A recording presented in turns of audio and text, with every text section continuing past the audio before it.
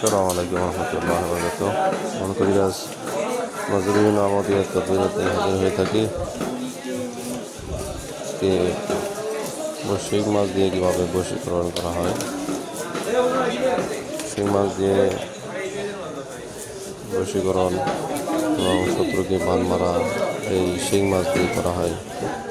শিং মাছে বানের জিনিসটা হলো আপনার কাপড়ের তাবিজ নকশা লিখে নাম দেখি শত্রুর শিং মাছের গলা তাবিজ বেঁধে তারপরে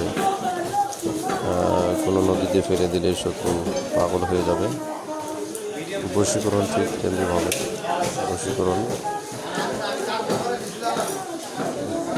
আপনার ভালোবাসার মানুষ যত দূরে থাকুক না কেন, শিং মাছের গলায় তাবিজ বেঁধে নদীতে ছেড়ে দিতে দেরি আপনার হাজির হতে দেরি হবে না। আপনারা সেই মাছ দিয়ে বশীকরণ যারা তদবির করাতে চান, দ্রুত ফলন পাচ্ছেন না, অনেক জায়গায় কাজ করেছেন, তারা যোগাযোগ করতে পারেন।